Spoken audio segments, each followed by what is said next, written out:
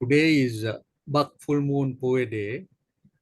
The International Dhamma program welcomes all our Dhamma friends to the Dhamma talk, Wisdom of Love, conducted by Bante Kusala.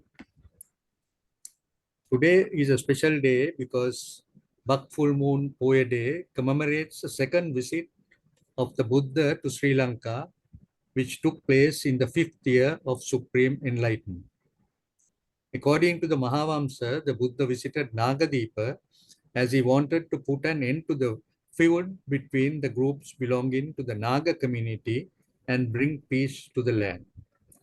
King Mahodara and his nephew Chulodara, both from the Naga tribe, were quarreling over a gem-studded throne, the Mani Palanga, which had been given to Chulodara's mother by her father. The Buddha intervened as the rivals were about to meet in battle. He managed to settle the dispute and created unity through preaching of the Dhamma sermons. Having brought peace to the island, the warring kings had offered the precious throne to the Buddha. He courteously declined the gift. The throne was returned to the Naga kings and was later enshrined in the Rajayatana Stupa at Nagadeepa Rajamaha Vihar. So this is, I think, a very special day, as I mentioned. And I just want to maybe make a small announcement of what the last Poya Day, we had the Dhamma talk by Reverend Amita Gavesi. And actually, he wanted us to help a poor person who had a very sick child. And I sent this circular to our Dhamma friends, and I'm happy to say that there was good response, and I wish to thank and pay merit to the following: Ananda and Shamali Tilakasiri, Professor Lilani Senaratna, Dr. Kumudu Karunaratna, Lalit Gunasinghe, Manel Karunaratna, and Kamini Raban, who's from Winnipeg, Canada. And I must tell you that we were able to donate almost close to rupees 150,000 for this project. And the Venerable Thero had finished all the work and handed over the house. And I will be able to send all the details to the donors if they could send me their WhatsApp message. There is also another special message that I got from one of our committee members, Lalit, who says that children awaiting cardiac surgery, please send them to LRH Colombo. The Rotary Club Colombo West will send 75 children to India for free surgery. They have received a grant of US dollars 15 million, and the surgical coordinator, Dr. Aravind Disanayaka, has sent this notice. And I'm sure if anyone wants to help any children having any awaiting any cardiac surgery, they could immediately contact the LRS Colombo. So thank you. Once again, let me thank Bante Kusala for accepting our invitation. And I will now invite our Dayaka, Senaka Samarasinghe, to introduce Bante Kusala. Sadhu, sadhu.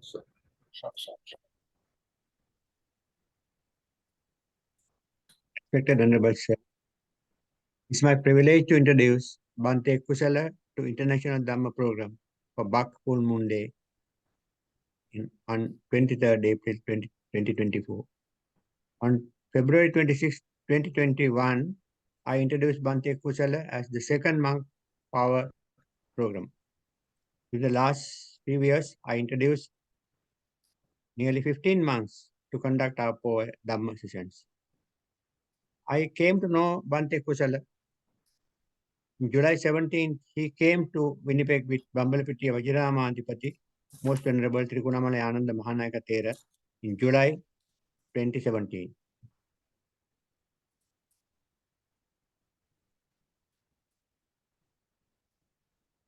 Bante Kusala is a monk from Sri Lankan Theravada tradition. He is one of the co-founders and resident monk of the Cambridge Place house in Boston, in USA, where he currently lives and teaches. He provides spiritual care in hospitals in the USA. He has authored several books, including Happy Meditation and Guide for Practicing Sublime Status of Mind. This year, Bhante is dedicating his time to developing his meditation practice and teaching. Everyone, Shanna. Thank you, Senaka. Bante Kusala, today our Dhamma talk is on wisdom of love. So I have kindly invite Venerable Bante to deliver, and before that to deliver Pansil, and then start the Dhamma talk. Sadhu, sadhu, sadhu. Please say Namo Tassa 3 times. Namo Dassa Bhagavato Arahato Samma Sambuddhassa. Namo Dassa Bhagavato Arahato Samma Sambuddhassa. Namo Dassa Bhagavato Arahato Samma Sambuddhassa. Buddhang Saranang Gacchami. Buddhang Saranang Gacchami. Dhammang Saranang Gacchami. Dhammang Saranang Gacchami. Sanghang Saranang Gacchami. Sanghang Saranang Gacchami. Dutiyampi Buddhang Saranang Gacchami. Yampi Buddhang Saranang Gacchami. Dutiyampi Dhammang Saranang Gacchami. Yampi Dhammang Saranang Gacchami. Dutiyampi Sanghang Saranang Gacchami. Yampi Sanghang Saranang Gacchami. Tatiyampi Buddhang Saranang Gacchami. Yampi Buddhang Saranang Gacchami. Tatiyampi Dhammang Saranang Gacchami. Yampi Dhammang Saranang Gacchami. Tatiyampi Sanghang Saranang Gacchami. Yampi Sanghang Saranang Gacchami. Pānātipātā vīramani sikkhapadang samadhiyāmi. Anatipata Veramani Sikkhapadam Samadhiyami. Adinādāna vīramani sikkhapadang samadhiyāmi. Dinnādāna Veramani Sikkhapadam Samadhiyami. Kāmesu miccācārā vīramani sikkhapadang samadhiyāmi. Agnisumicchācāra Veramani Sikkhapadam Samadhiyami. Musāvādā vīramani sikkhapadang samadhiyāmi. Avāda Veramani Sikkhapadam Samadhiyami. Suramīre majjapamā daṭṭhānā vīramani sikkhapadang samadhiyāmi. Samire Majjapamadattana Veramani Sikkhapadam Samadhiyami. Sadhu, sadhu, sadhu. Okay, so we can begin now. So wisdom of love is the theme of discussion for this evening. So Venerable Mahasangha and dear Dhamma friends, so this evening I have themed it this way to collect some of the teachings of the Buddha together and present it under the concept of love. So before I begin, I must say that when I use the word love, love can be different. Love between brothers and sisters, parents and children, love between partners. So I try to highlight the marital love, love between partners, because the idea of wanting to present these ideas came on Valentine's related events that I presented in the neighborhood where I live. And so I started developing thoughts about what the Buddha may have spoken about these concepts. But in that, I try to also tap into the deeper concepts that we need to understand when it comes to a relationship. So we will see what comes out in today's discussion. And toward the end, you are absolutely welcome to ask questions and clarify things. So I will begin with the Piyatara Sutta. This is in Udana. Udana is a collection of joyful utterings that came out of the Buddha's heart. So in Piyatara Sutta, Piyatara, the word itself suggests that, who's dear. So that is the meaning of Piyatara. The word Piya is familiar to the Sri Lankan audience, someone who is dearer. And that, keeping that in mind, you can visit the sutra and see, find this conversation between Mallika and, of course, this is related to King Pasena the Kosala, and therefore you find similar conversations in Sanyutta Nikaya and elsewhere as well. But let's get into this conversation. So both the King Kosala and Queen Mallika, they went to the upper chamber of their palace and they engaged in this very private conversation. The king had this question and he asked it from the Queen Mallika. And the question was, is there anyone dearer to you than yourself? And the queen said, there is no one dearer to me than myself. And the queen then asked this question from the king. And the queen's question also was, is there anyone dearer to you than yourself? And the king also responded, there is no one dearer to me than myself in this world. So at that moment, the conversation ended, and the king was in deep thoughts about this conversation. He was trying to also get some affirmation from the Buddha.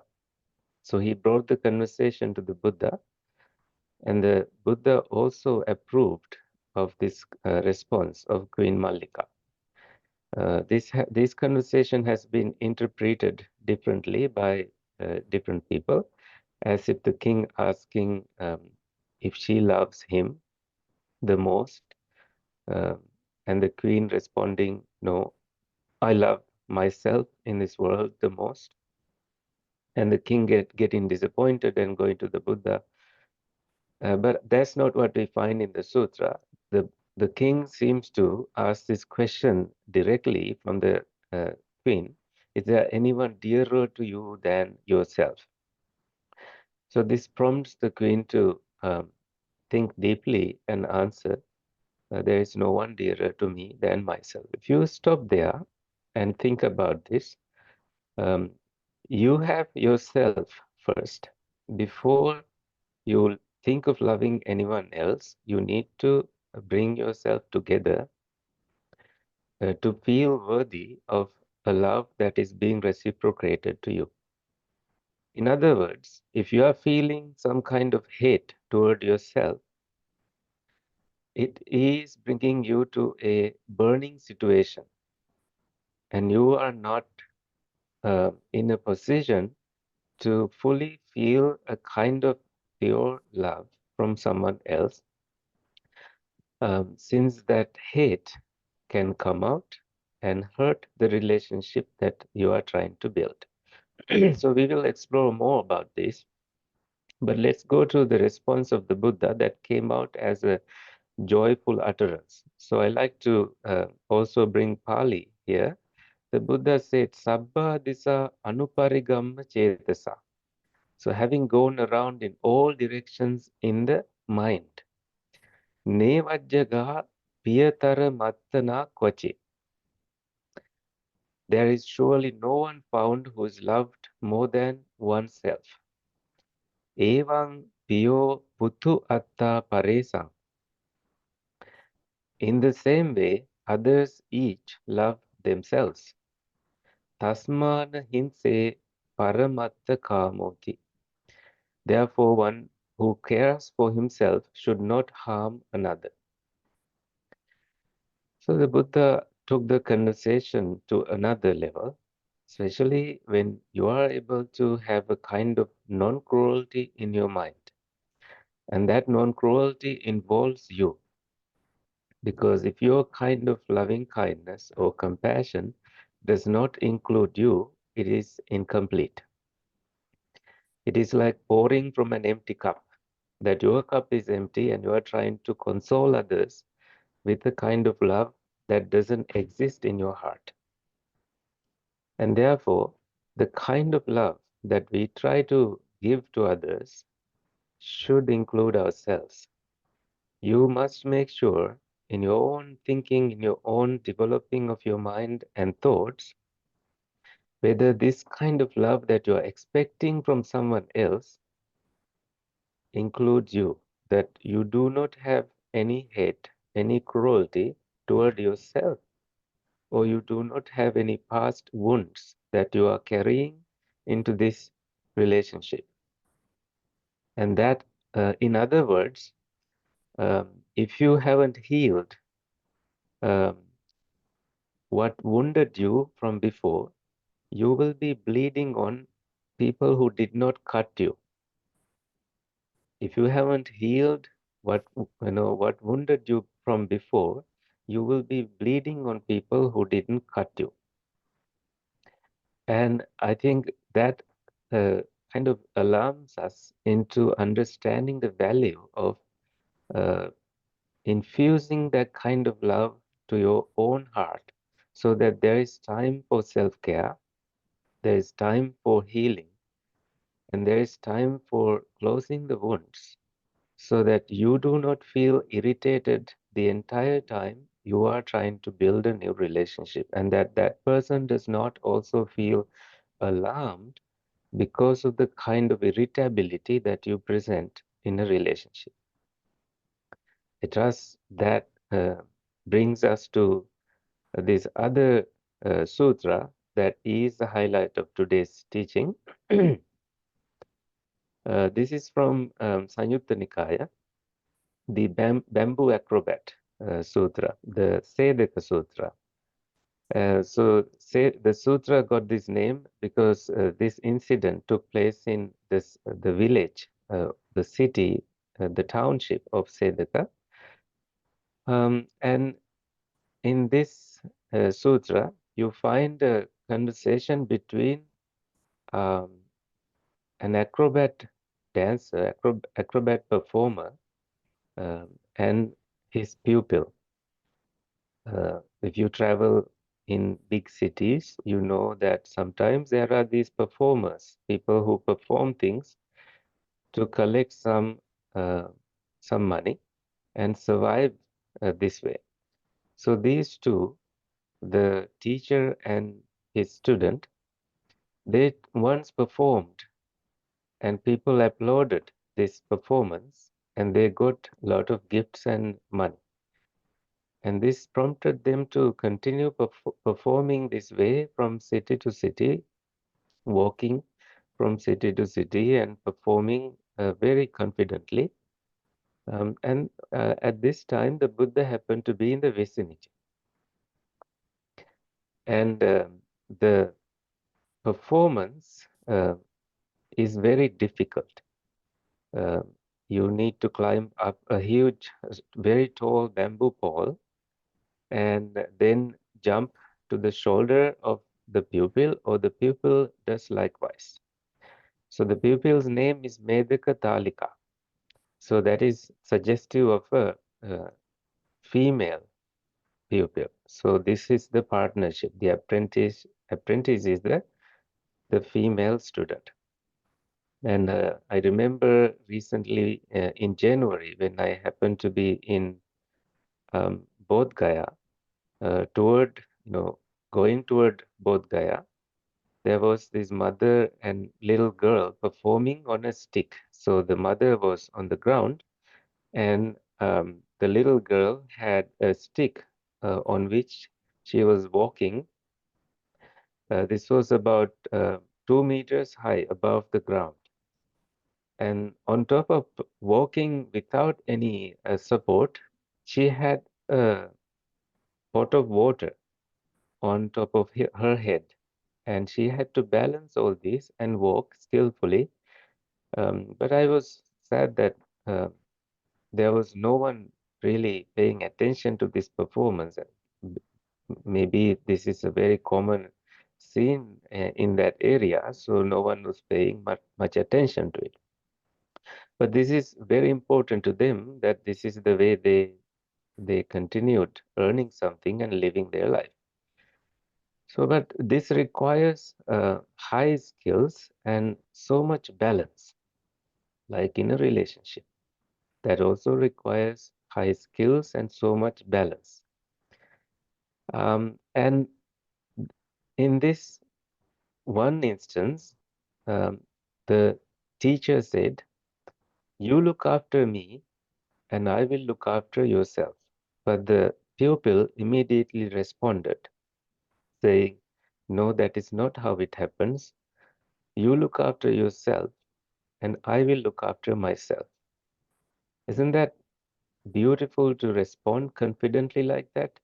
In a difficult performance, there is this extreme mindfulness to avoid making a mistake required, and therefore they both feel safe. In case one slips and happen to fall, they have to jump in such a way that they are safe and that their limbs don't get broken.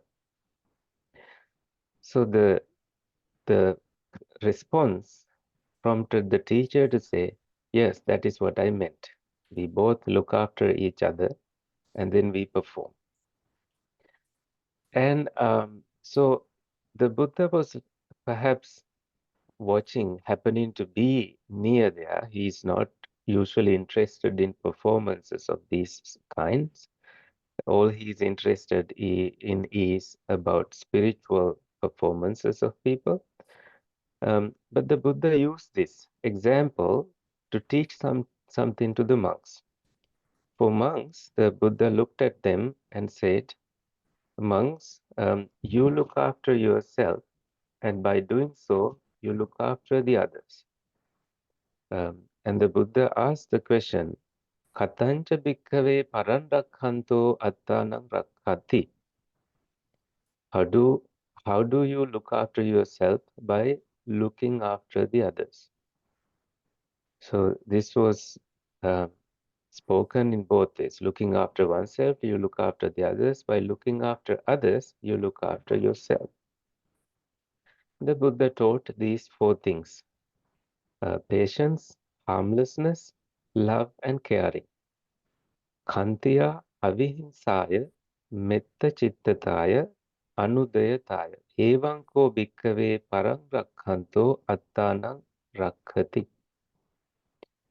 So khantiya, patience, avihinsaya, non-cruelty, metta chittataya, loving kindness, and anudayataya, caring. So that means thinking I will look after myself, you should cultivate mindfulness meditation. That also is presented toward the end of this discourse. But let's visit the other four: Khantiya, Avihinsaya, Metta Chittataya, Anudayataya. To clarify this better, I will bring an example. Suppose there is a young couple involved romantically, and the girl happened to say no at some point of this relationship. In that relationship, she says no, and the boy, who's so upset, is now thinking of thoughts that are harmful to himself. He either wants to end his own life, these are the cruel thoughts, or because of his heart is jealousy driven, that means he cannot tolerate the fact that this girl will be with someone else. He wants to also take her life when he goes. And this is an example of extreme cruelty. And this kind of cruelty tosses away the kind of love that is needed between two people. It does not matter if you truly loved a person, no matter their response, you will, even if they say no to you, when that love is not reciprocated, you will still continue to look after them from a distance, not crossing the boundaries, but again, continuing to never exercise these harmful thoughts toward them.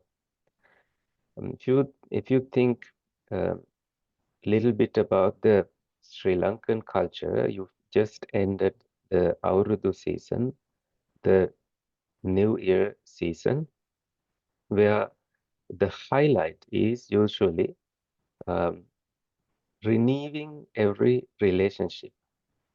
You renew the relationship you had with yourself and relationship you had with others, parents, siblings, and all these individuals who are in your network, in your circle. So, so this means if you were holding grudges against someone, this is the time to visit them. And if they are senior to you, you show respect to them and then ask for forgiveness. When you put your life into a broader perspective, there is no time for you to keep so much hate. And if you have that much hate, and the relation, sometimes it started with a land dispute. It started with some parental dispute, some gossip, whatever it is. Sometimes these three things are very important in relationship, whether it is your siblings or in a romantic relationship or any kind of relationship. Respect, understanding, and caring. Respect, understanding, and caring. So caring also means giving space to this person. So you can try to see how much irritability you have brought to this world before you even began this relationship. Whatever is triggering you, whatever is bothering you, that alone should be taken as your teacher in the Buddha's Arya Vinaya, noble discipline. It's never because of someone else triggering it. It is because you're having that kind of irritability that you get triggered easily. You can easily project it or blame it on others, but however, all we are left with is our own mind. In this mind, if you take the mind as the home where you live, not your home, not your physical home, you live in your mind, in that mind.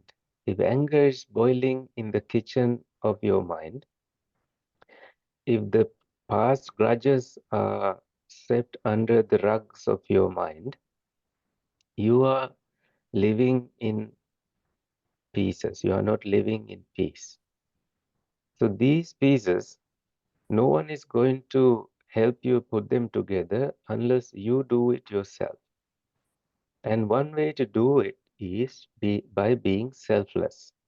To be selfless, these four qualities, khanti, patience, will be so important, and non-cruelty, not having any cruel intentions toward yourself or others will be so helpful, and loving kindness will be extremely helpful, and caring toward others and caring to oneself will be so helpful. In that, you may come to conclusions about people in your mind. Your life will be um, only conclusions if you do that. Sometimes you will think that, oh, he's never helping me. I'm the only one who's doing all the work. And again, if you indulge in that kind of thinking, who's going to suffer? You are the only person who is going to suffer. If this day is the last day of your life, you are going to transition to a rebirth with a kind of unhappy mind. This is the tricky part. This is when you put the Buddha's teachings into a spectrum of this life and the next, so that you have carefulness exercised deliberately, so you are not falling into the traps created by this mind. You make your own mind free by removing that kind of unsatisfactoriness and finding content right here, right now. Right? So that then brings us to that other piece in the sutra, being mindful.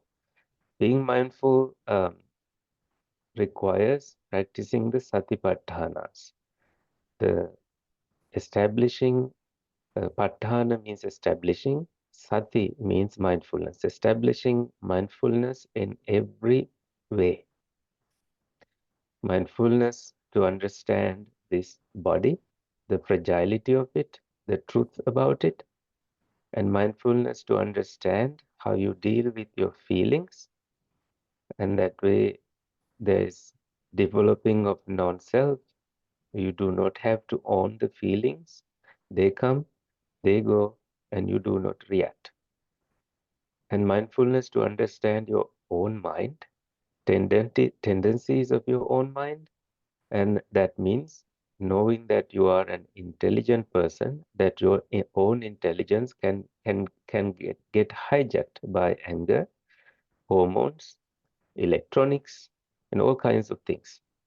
And knowing when to pause and take yourself back to the right track, to the middle path, is so important. Unless you are in the middle path, you are not going to make any sense of progress in your teaching, in your practice. The last, examining your mind according to the principles like hindrances that arise, the sluggishness, any of those obstacles, restlessness, aversion, too much attachment toward certain individuals, all these are also called hindrances. They hinder the path toward your peace, toward your ultimate peace also. When your mind is cluttered with these things, you are not going to have so much peace in your mind. So balancing these require a kind of love that you bring up through loving kindness and through mindfulness. And this speaks volumes about some of the discourses of the Buddha, like Aggi Sutta and Metta Sahagata Sutta, also called Haliddavasana Sutta, where a loving kindness should be practiced with mindfulness. It should be practiced with investigation. It should be practiced with energy. It should be practiced with joy. It should be practiced with tranquility. It should be practiced with equanimity. All these 7 factors of awakening are practiced with loving kindness. And all the 7 factors of awakening are also practiced with compassion and with altruistic joy and with equanimity. So you have so much work to do when you have freed your mind from worrying about other individuals and you come to a field of exercise. The ground is ready for you now, and you will be filling your heart with wisdom. And that kind of wisdom takes you uh, to take happy steps on this human journey that you are taking. Okay, that said, I like to also bring some of the other teachers into this conversation. This is a simple teaching from Thich Nhat Hanh. He says, you must love in such a way that the person you love feels free. So I'm not sure if you have heard this other quote that says that if you love someone, set them free. If they come back, they're yours. If they don't come back, they never were. That means, you must be holding them too tight, restricting them and letting them go, and limiting them from being there on their own. And this control adds toxicity to a relationship, it is like parents taking ways to punish and infuse fear into children. And all that it does is children becoming smart to hide their mistakes out of fear of getting judged by the parents. And that way, the same thing applies in a relationship also, that they start being very smart and they will not show any signs that they are violating the kind of boundaries that you have set, but they do secretly violate them. And knowing the human nature of the other individual saves a lot of peace, a lot of hatred, a lot of time, not getting triggered by hatred, and a lot of time for yourself. Well, the unfortunate thing is we create expectations about other individuals. In those expectations, we have an ideal person that we expect them to be, especially in the beginning of a relationship. Um, you have built a mental world that this relationship should go this way and that way, and that is very realistic and that is totally fine. However, when things do change, a wise individual is observing these changes and positioning themselves to prepare for the collapse of that relationship so that when that happens, their maturity level is so, the maturity level is so high so that they are not affected deeply by this. I must say that uh, since it was mentioned in the beginning that I have cared for patients in hospitals here, I once met this nutritionist doctor, and she said she went through a difficult divorce and it triggered some skin problem in her. And then she chose mindfulness practice and yoga. And when she continued that practice, the skin problem disappeared. Every time she stops doing meditation and yoga, this skin condition gets triggered. So now she has made it a habit to cultivate a practice of meditation and doing stretching yoga as part of her daily routine, so she is able to keep things under control. And that also takes time for her to overcome the other challenges that it brought, the trauma and distrust and losing the mental home they built. So for this, we need to see the truth of everything, the truth of how our mind deals with things. Because of high expectations, we create a kind of gap between uh, the reality and expectations. Reality is here, and our expectations are far away. Further the gap is, bigger the suffering is. By lowering your expectations, you come closer to reality. The reality is anicchata, dukkhata, and anattata. In that anicchata, things change and they change again. Change is the only constant. Change is the only thing that does not change. But does it mean that we need to be upset about it? No.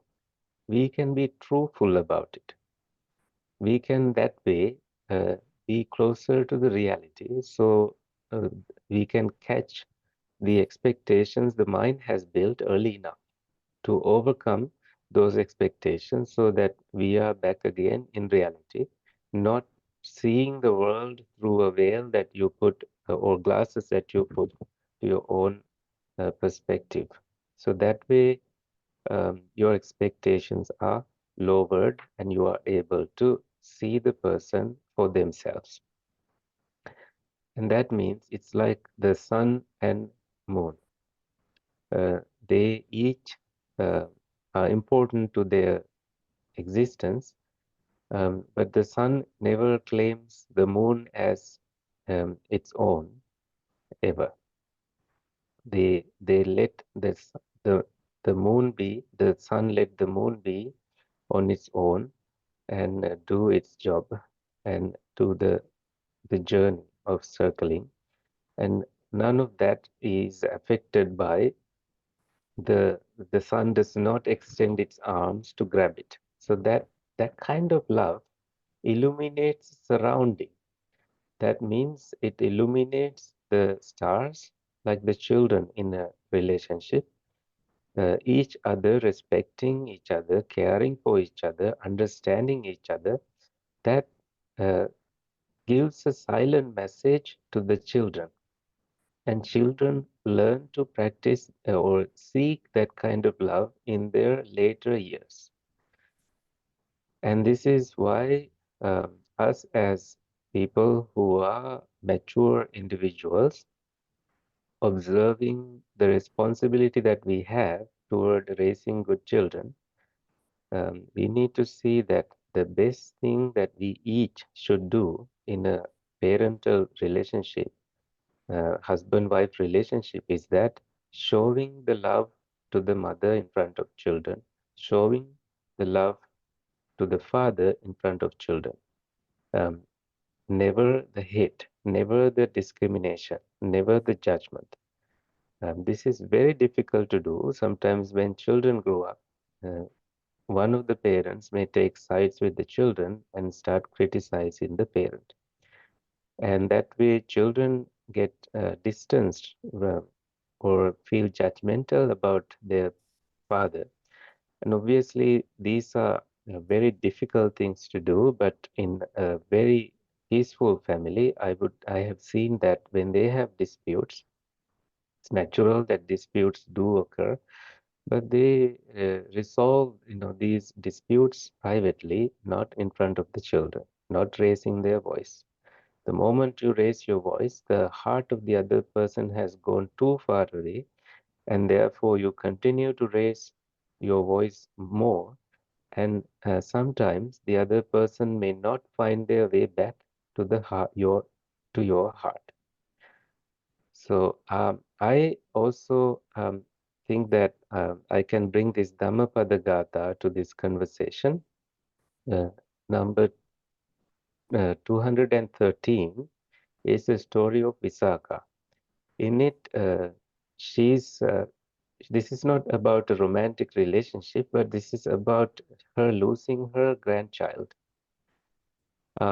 Not so when she lost one of her favorite grandchildren, she was told by someone in that household to go submerge in the river. That way, whatever the hurt she felt in her body, she will not feel it because of the cold water of the river, maybe, or whatever it was. Maybe it was the ritual at the time. However, she did that and it didn't help her at all. She was still um, grief stricken. And somebody told her, go to the Buddha, and you have a good relationship with the Buddha. See if he is available to give some support to you. And she went to the monastery, and the Buddha happened to ask, "What's the matter? You look like you are completely soaked in the water." And she said, "Bhante, I lost one of my favorite grandchildren. Um, I feel so much grief." And the Buddha happened to ask, you see how many people die in this city? She gave a number, so many, hundreds, hundreds and thousands. How many parents die? How many children die? And how many grandchildren die? So gradually, she came to realize that, of course, there are many deaths happening, but since they are not known to her, she does not feel um, that grief that she should otherwise feel. That death then is a naturally occurring phenomenon. But the Buddha made it as an opportunity to teach the monks about how deep uh, these bonds can go. The teaching is so beautiful. Stronger the attachment, bigger the fear of losing it. Premato jayati soko. Premato jayati bhayam. So premato jayati bhayam. Stronger the attachment, the bigger the fear of losing it. So that also is asking us to look within. How strong is the roots of your attachment? How is it taking a toll in your day-to-day activities and day-to-day relationship with this individual? The grief arises also from that kind of attachment. You've lost it, and it is filled with grief. The moments that you have spent with them, these memories do visit you and they haunt you, and that they are trying to take control of your life. The grief is the measure of your love towards someone. So when you are free from these two, the grief and fear of losing. So that way, you must love someone in such a way that the person you love feels free. So this is the kind of love that we Buddhists try to cultivate. Love that is with a mutual understanding. Love that is so much full of Dhamma. That is a kind of love that is liberating. That way, you are not being controlled by that kind of love. Instead, you are seeing the fragility of it and be continuously being prepared to lose it. And especially to see the Dhamma behind this kind of attachment happening in your mind. So let me also use the next 10 minutes to bring some of the other things that I have collected to share.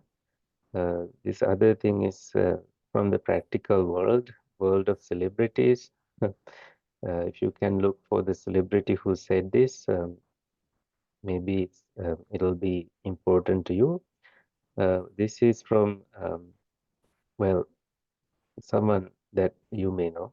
If you love two people at the same time, choose the second, because if you really loved the first one, you wouldn't have fallen for the second. But again, human relationships are very complex. That we want one kind of relationship with one person and another kind of relationship with another person. So these two individuals maybe are so important to you that way you may try to break the marital vows because of how strong you feel towards someone else. But this has never gone well in most relationships, and this has created agony in three individuals' heart, and this also brings restlessness, a strong hindrance into your mind, and somehow or the other, truth comes out, and there is a lot of pain that you may cause. And therefore, noticing before you get that far and stopping there so that you honor relationships and you honor your own dignity, and you are able to control yourself without falling into the traps that your mind creates. But I have this poem that is suggesting how some people do fall into these emotions. The poem is, be careful about giving your heart too quickly. This is from, this is called Tsunami by Lang Leave.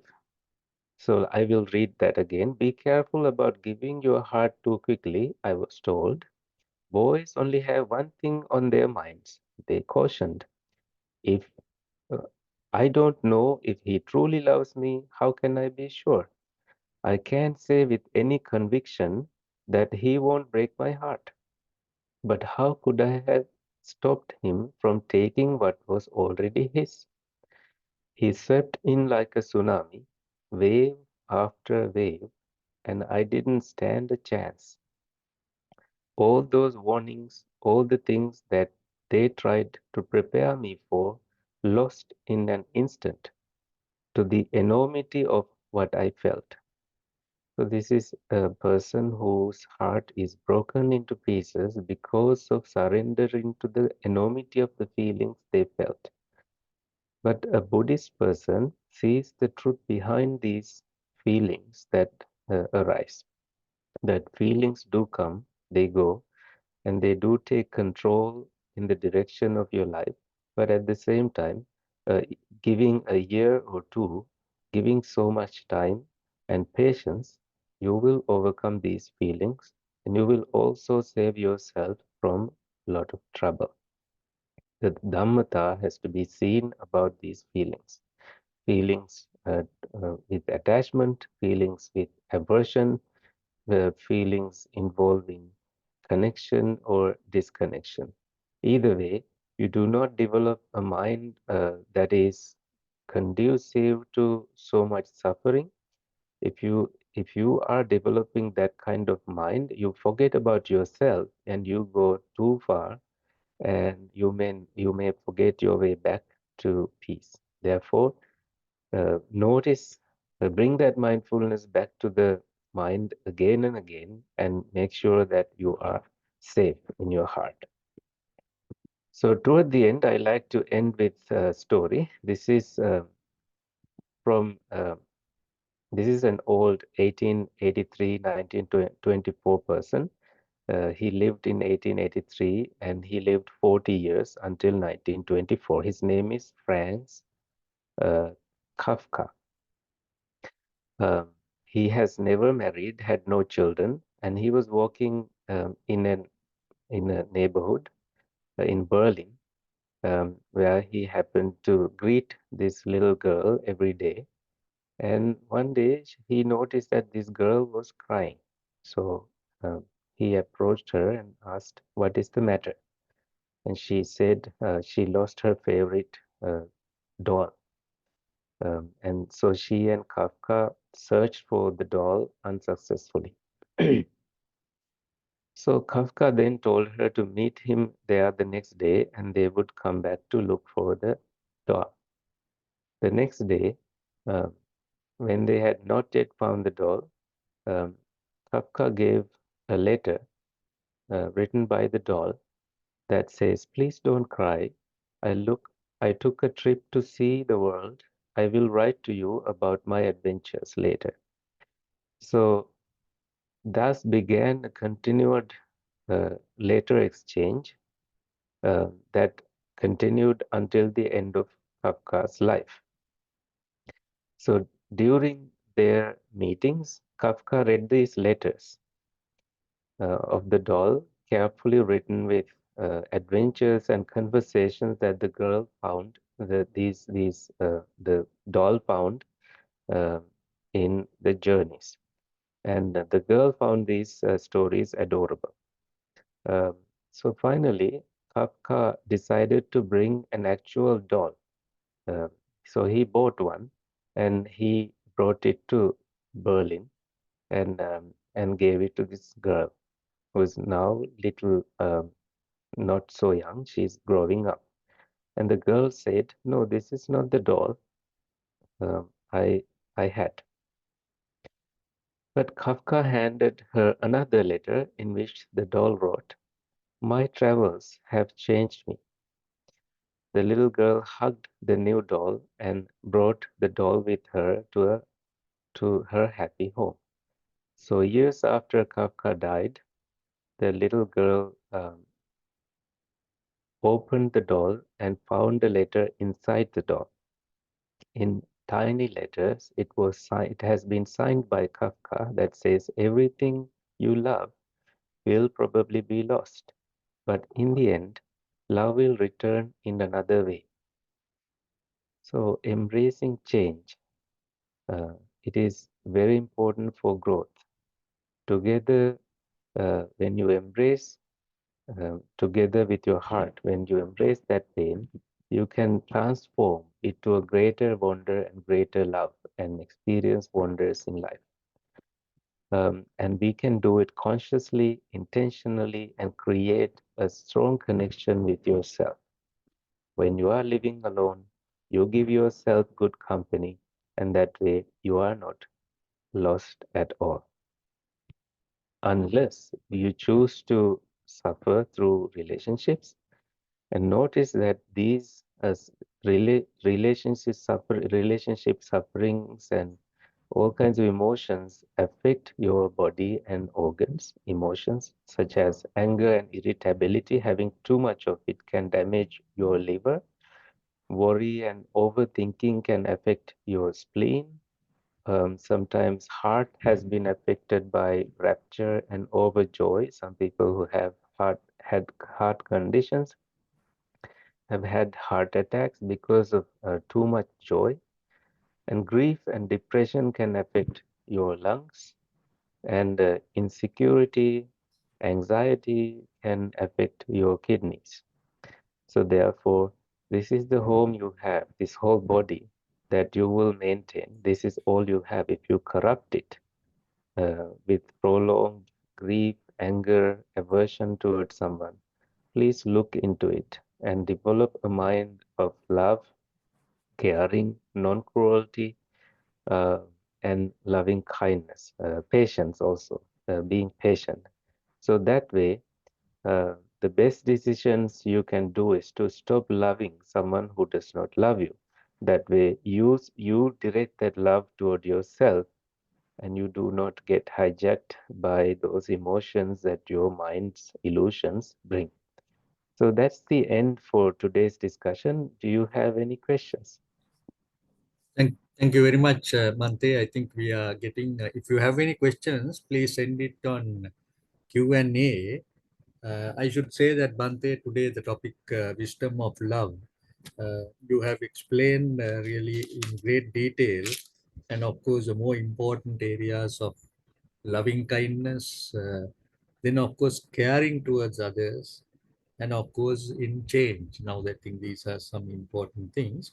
One question that I would like to ask Bante, because Bante is also very much involved in the mindfulness and speaking on them, because today a lot of maybe our Dhamma friends, one of the key areas that they like to maybe get involved or perform is on the meditation.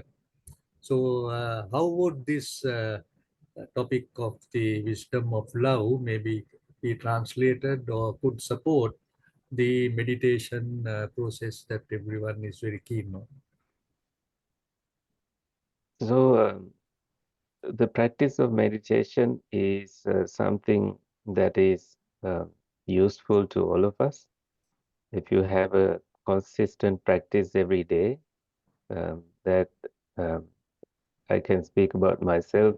We have a schedule in our monastery, and at 9 o'clock we have opened it for public, and whether people come or not, we monks do the sitting, and this goes for 45 minutes. And we also have a sitting hour midday for the work community here.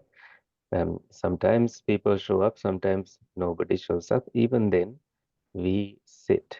And I have seen, um, I do that in the evening also. So I get at least 3 sittings during the day. And this informs my mind a kind of discipline, kind of tranquility that I can carry during the day and during the entire week. I know that on days that I miss this kind of practice, my mind is very different.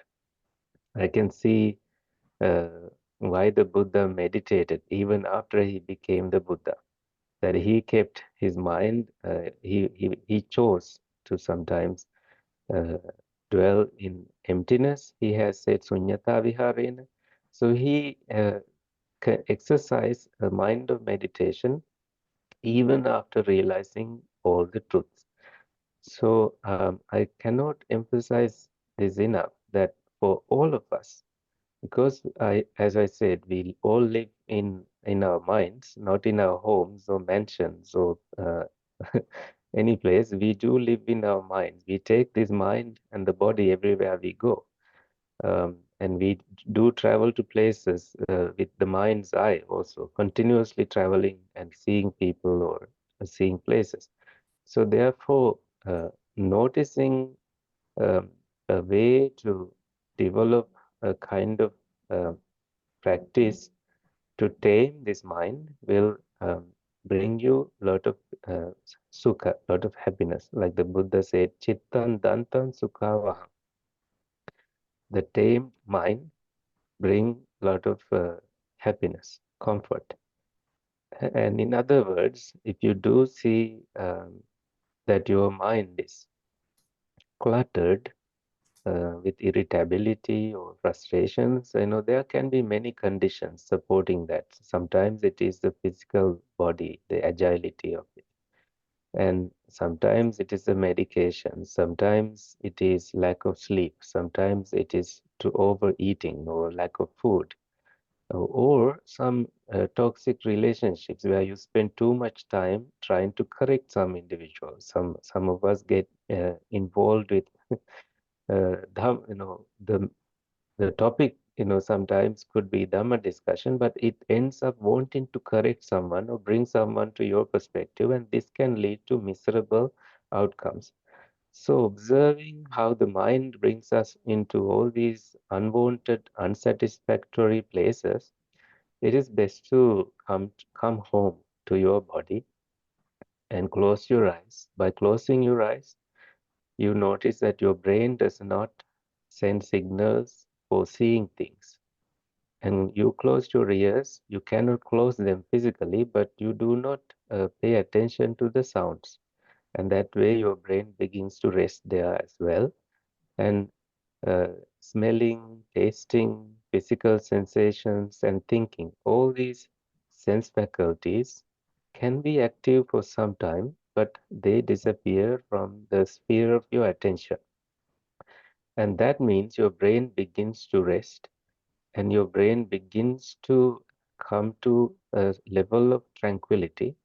And you can then allow your awareness to reveal the rhythm of your breath naturally.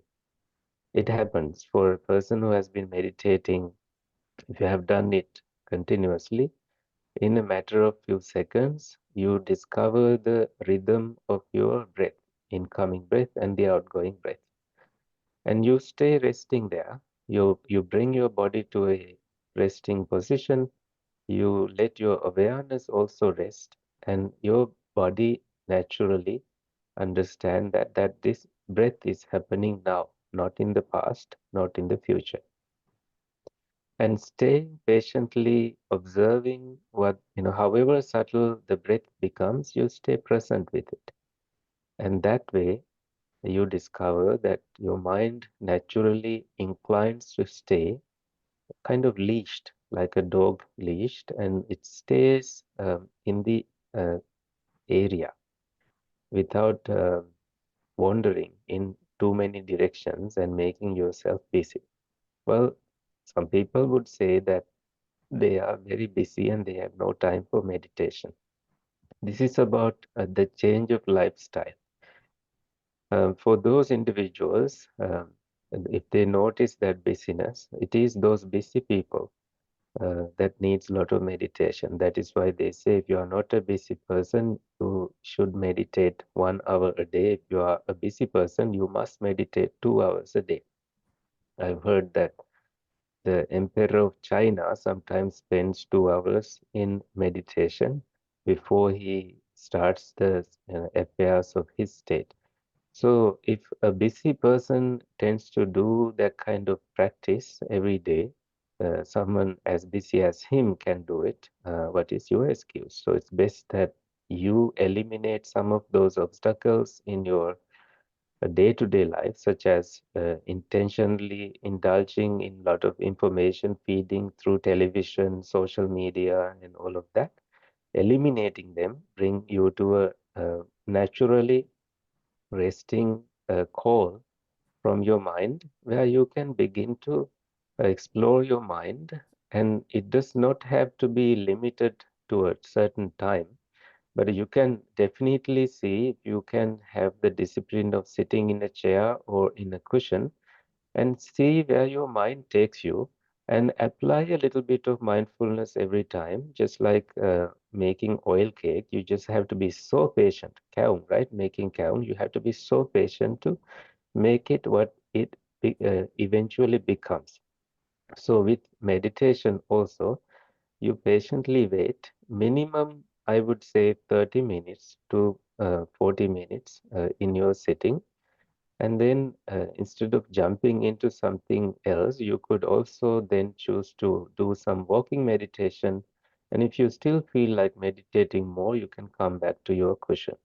And expanding that practice throughout your week, every day as a consistent practice, like the meals that you are taking, will give you benefits soon. So that is how I can maybe introduce someone to meditation. And then you will discover what meditations are needed. If you are dealing with so much anger, you will use remedies like loving kindness, and that way you know what is needed. If you are dealing with so much attachment to human flesh, human bodies, you will look at the repulsive nature of the human body, and that helps you to develop a tranquil mind. So I guess that answers this question. Thank you very much, Bante. I will invite Venerable Vajrarama Jnanasiha Thero is here with us. Venerable Thero, you wish to make any comments? Yes, it's a very fascinating talk, and it's a very broad spectrum, the love, the wisdom of love, and the type of interpretation. And I very much like how finally he brought on the important aspect of the Sedaka. I think Selaka Sutta is the Selaka Sutta. No, I think the four aspects of what is that? The four aspects of one is the patience, Kantya. Kantya, that's important, the patience, and how that comes first in this sutta. And for human relations and for whether it's love or anything, Kantya, patience, extremely important. It was brought out. And also the second is avihimsa, that is, the harmful nature, but harmless nature. That's what it is. Normally, when you have, along with love, you get this other aspect of harming another. But if you develop your avihimsa, and the harmlessness aspect, and with those with patience and harmlessness, then we get to the loving kindness, the metta, and finally the anudayataya. Anudayataya, it's sometimes has a different, some anudaya is shown as anukampa, that's some kind of compassion. So compassion to the world, compassion to the other person. So how I like very much how the whole thing, started with uh, certain Budana, and from this Sedaka Sutta, and then finally brought in these four aspects, which are very important in human relationship. And also the important thing, as was mentioned, it's most important that we discipline ourselves through mindfulness. And that is the important aspect in this particular sutta also, as to how mindfulness, you're developing your satipatthana, mindfulness, and developing, and that helps in the relationship. And then when you, with the outside, these four aspects. So I think it's a very interesting discussion, and he brought in quite a lot available. Kusala brought in very many examples from celebrities and others, and Kafka, and it's quite interesting because it's just applying the teaching of this particular sutta to modern days and to solve some of our own problems that faced by the people. So I think it's a wonderful speech talk that he made. Thank you, Venerable Jnanasiha Thero. Bante, you have anything you want to comment or Respond. respond? Yeah. I see someone asking here. The first one came by Ranjit Tebru. He Yeah. says, doesn't loving oneself constitute a selfish act? The Buddha in the Mangala Sutta said, do not associate with undesirable. If they are undesirables, how can you practice loving kindness? Currently, in our society, there are children who put their aged parents in dog cages. How can a person in a dog house practice loving kindness? Um, yeah, a couple of things in here. Um, doesn't loving oneself constitute a selfish act? Hmm. I see the point here that sometimes um, love can be, loving yourself can be seen as a selfish act, but it is not the kind of love we are talking about here. Loving oneself here definitely should be understood in a very wholesome way, uh, a way that is cultivating the kind of loving kindness that you are able to give to others. And before giving, you cultivate it toward yourself. When you see bitter words coming out of your heart, you see that sometimes your mind can be agitated by something that you need to unplug. You need to take a moment uh, to heal and find the sweetness in you and bring that sweetness into a conversation. So that's the kind of self-care that is highlighted here.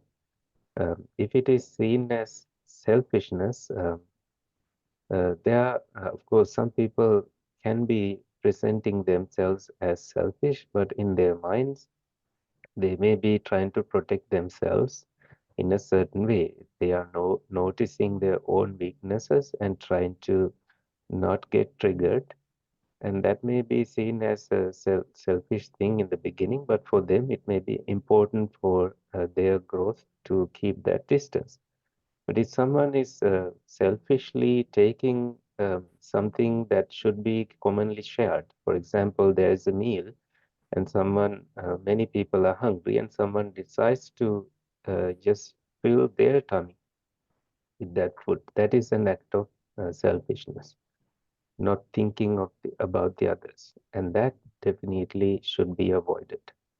And the way to do that is developing caring and noticing also that just like you, other people are also feeling hungry. Therefore, you will share and eat, and there is greater happiness in sharing that way.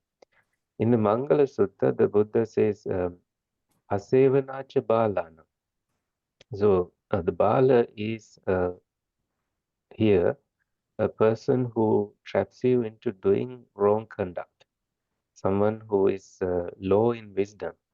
And that is the kind of person who pulls you down. Therefore, that kind of person should be avoided. So, um, and for them, when you are avoiding them, you do not use the kind of language to um, hurt them.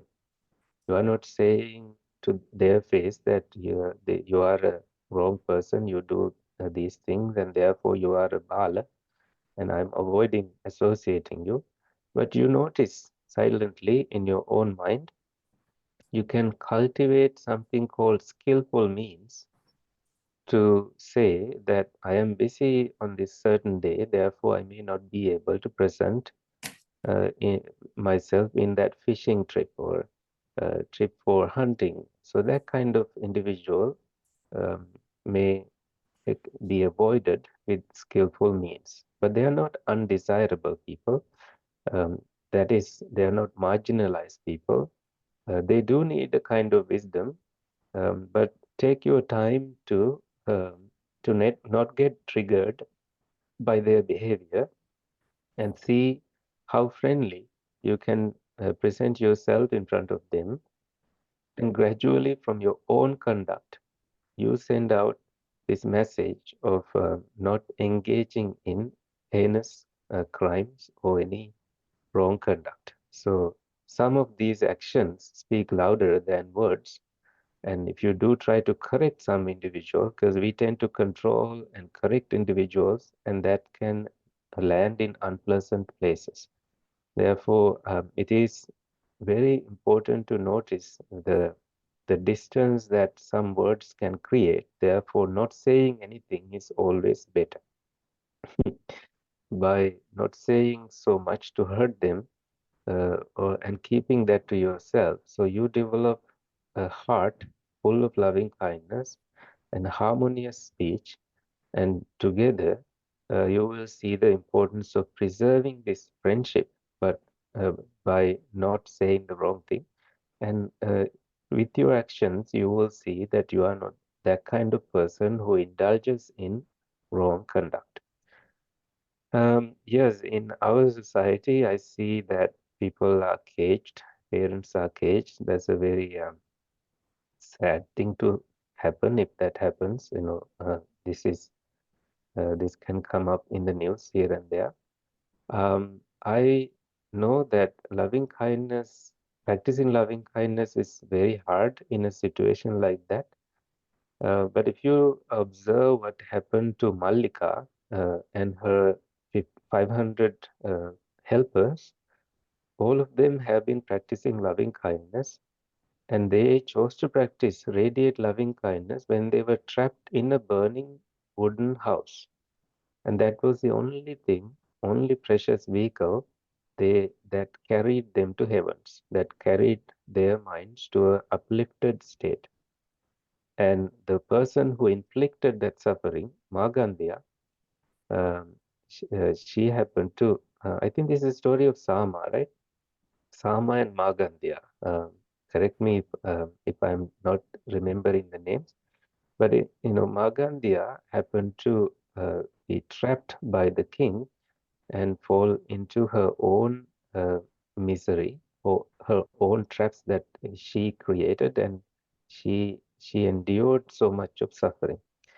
So whether you are in a dog house or in a burning house, in all those circumstances, the precious thing that you have is loving kindness.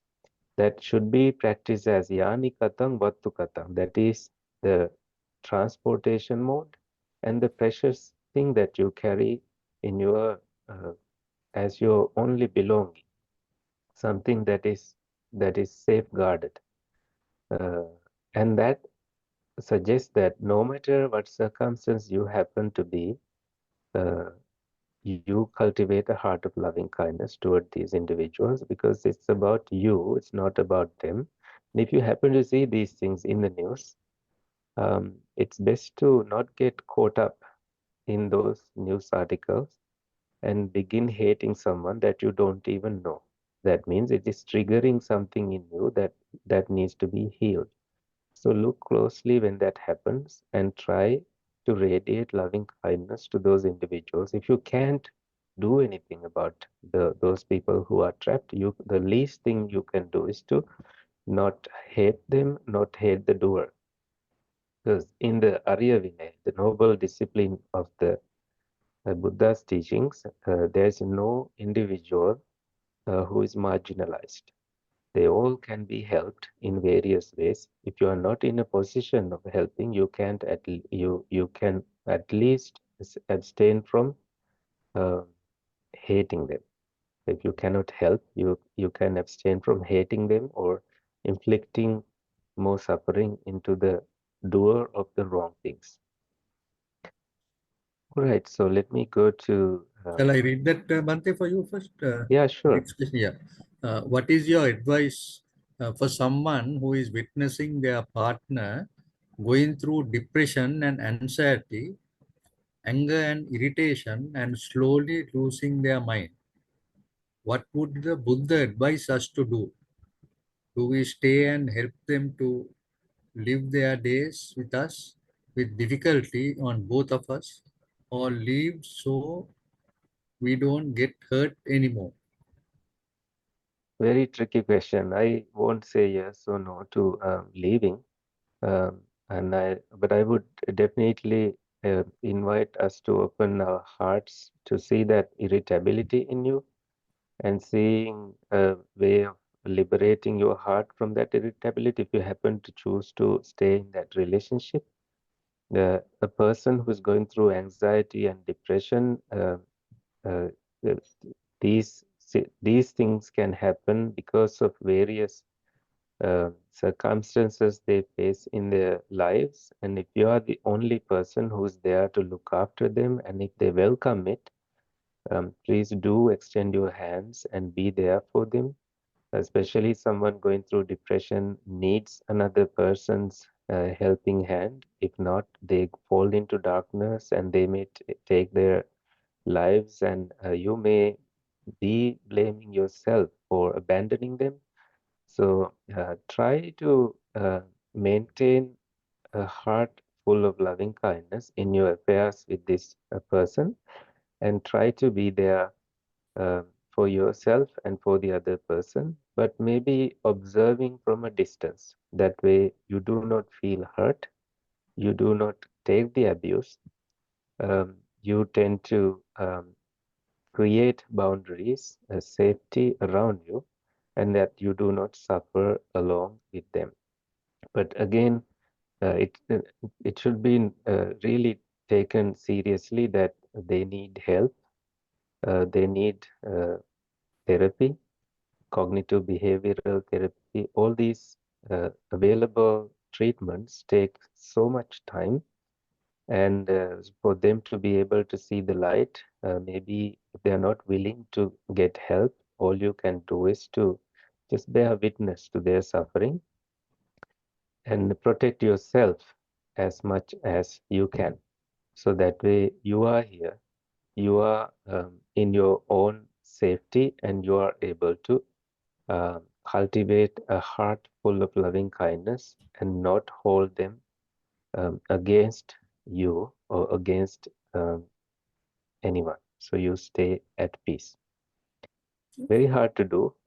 Hopefully you get the liberation one day soon. Next question is from Shanta Senarat. Bante, what is the best way of controlling your anger with someone on continuous basis in spite of his continuous harmful behavior and insulation? Well, this, in other words, is can be called a toxic relationship. Sometimes people tend to take the other person for granted, and therefore they behave in that way so that they do not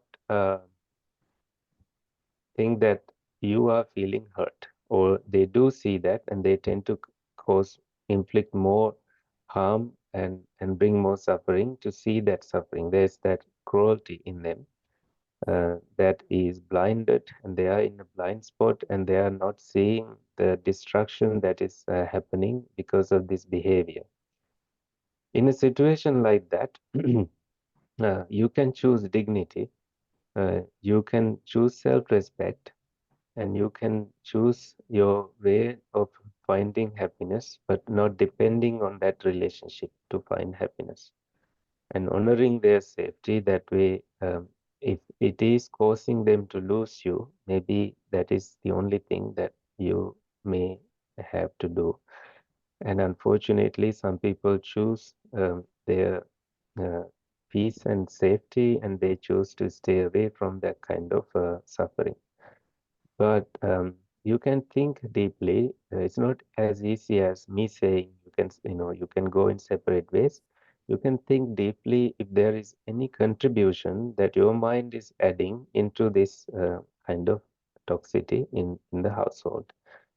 If it is not, in that case, the answer is clear. And of course, we commit to a relationship, especially with a commitment for lifetime. In that, if they take it for granted and behave in such a way without correcting themselves, sometimes it involves alcohol abuse, they are making you sick physically and mentally. And when they don't see it, some people choose to go in separate ways and find true meaning in their life in spiritual pursuits. So whichever direction you go, make sure that you do not carry any self-blame along the way. So your backpack is full of joyful things to support your journey. I believe that helps. Thank you. Thank you, Bante. The one question from Savita Muthukumaran, Teruang Saranai. How will metta meditation bring about a change in the party who hates you and angry with you? Does metta meditation help one to be peaceful with oneself only? Metta meditation will not show any drastic changes in the other individual. It will show the way you react to them has changed. And seeing that they may tend to cause more harm to you, thinking that you are more tolerant to their behavior, and you become more resilient, more and more resilient, and ultimately you are not being punished for their behaviors. You are not being punished by yourself for their behaviors, because all we can protect is protect our own minds. And when you do protect your own minds, it does definitely affect other individuals. And if they are not willing to change, you may abandon the heart connection, and you may choose to protect yourself and continue never hating them, but choosing a heart full of loving kindness um, to you and to all individuals, including this person in your life. That way, it is such a big transformation, big change that can happen.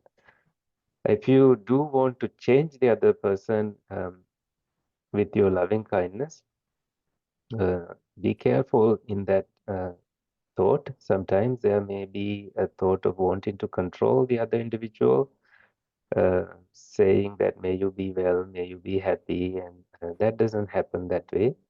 Only circumstances, changing the way you respond to these circumstances will bring the change. And eventually they will see that you are not the kind of person you used to be, that you used to get triggered by their behavior. But because of having a heart full of loving kindness and a certain development of your heart, you have brought change to your own life and you have found peace. And that way they will not, it's like they will have to take the gift that they are trying to give you, and it'll be theirs. That the hate that they are trying to give you will be theirs and never yours, and you are liberated from that situation. Thank you, Bante. I will now invite Dr. Sumana Ratnaik, who's your teacher, Bante, to say a few words. Yeah, I'm very happy that I listened to Bante, and listening to Bante itself is a meditation to me. Wonderful speech and very simple. I've been known to Bante since his studies at Peradeniya, of course.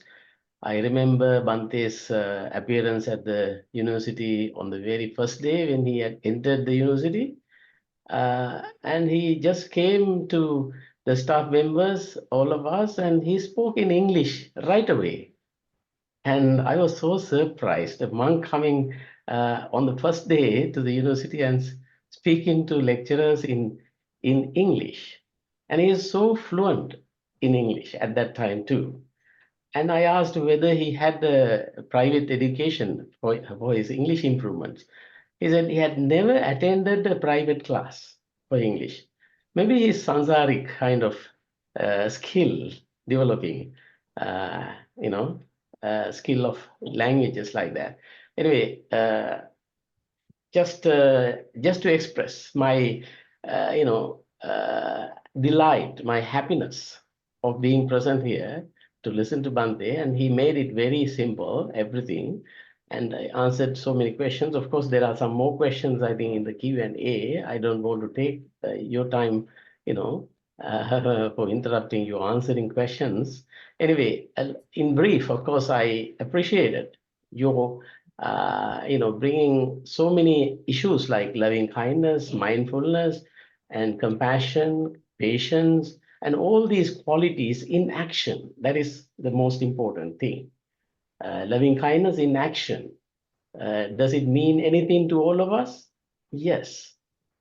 Compassion in action, mindfulness in action, and mindfulness as the only path to Nibbana, and it is accompanying all these great qualities with us.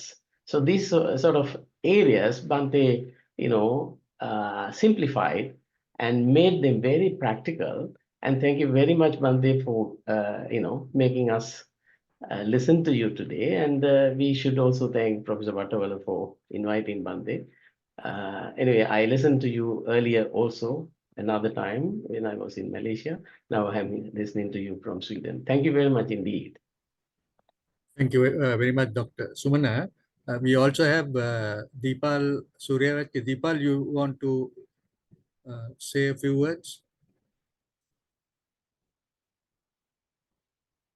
Oh, it was indeed a very fruitful 1 hour, almost 2.5 hours now. Bhante, thank you so much for taking such a broad spectrum of examples, topics, and themes. That was very, very good. And something very deeply touched me was when you were saying that in relationships we use our own images that we project onto the others and expect others to behave in that manner. And when that doesn't happen, the relationship suffer. I think it's such a profound statement. Bhante, thank you for bringing that. And then, and finally, when you said the most important thing is to be happy with yourself. If you are happy within yourself, and you will attract happy relationships. And I think the most important thing is to protect your own heart. Thank you, Bhante, for that very beautiful. It's like a beautiful necklace with very valuable pearls, all connected together. Much merit to you, Bhante. Thank you. Thank you, Deepal. I think since time is catching up, can I invite our committee member, Kamal Nilavira, to pay merit to Bhante? Yeah, sure. Thanks, Lakshman. Sad. Thank you very much, Venerable Bhante Kusala, for this lovely sermon today, the wisdom of love. The International Dhamma program is very, very fortunate to have you once again to conduct the Dhamma talk. It was very interesting and realistic sermon which is related to our day-to-day lives as Buddhists. You quoted some very nice examples about kind of love should include yourself, and Dhammapada, Sutra, poems, and a short story. I think all our Dhamma friends today really were interested and engaged in this sermon, which you gave very, very thoughtfully. And on behalf of the committee and the International Dhamma program, thank you very much. And I hope that we will have the pleasure of another Dhamma talk from you in the future. On behalf of the committee, I wish to also thank Professor Lakshman for organizing the Dhamma program today. We had over 171 Dhamma friends and venerables participating. Thank you all for participating on this program on a working day. And once again, much merit to you, Venerable Bhante Kusala. Sad. Thank you, Lakshman. Thank you very much, Kamal. Bhante, we are very, as Kamal mentioned, we are very thankful, and we are also very honored that Bhante has been able to join the International Dhamma program. I think this is the third occasion that Bhante is delivering a Dhamma talk. And I must thank also Senaga Samar Singh, who's based in Canada, Winnipeg, Canada, so helping us and keeping close contact and touch with Bante Kusala. So Bante, we are now time is up to close up. So maybe I invite Bante to pay merit to the departed and the Devas and to wind up our session. Sadhu, sadhu, sadhu. May the suffering ones be suffering free, and the fear-struck fearless be. May the grieving shed all grief, and may all beings find relief. May all beings share this merit that we have thus acquired for the acquisition of all kinds of happiness. May beings inhabiting space and earth, devas and nagas of mighty power, share this merit of ours. May they long protect the Buddha's dispensation. Sadhu, sadhu, sadhu. Sadhu, sadhu, sadhu. Thank you very much, Bante. We are deeply indebted for the time that was spent with us. I think it was very useful, and I'm sure that it will benefit all our Dhamma friends. And I must also thank all our Dhamma friends who were present, and that they would have all gained quite a lot, and especially on the wisdom of love and also the loving kindness, which I think everyone will learn to practice. Sadhu, sadhu, sadhu. We will now end our session. Much merit to Bante. Sadhu, sadhu, sadhu. Thank you.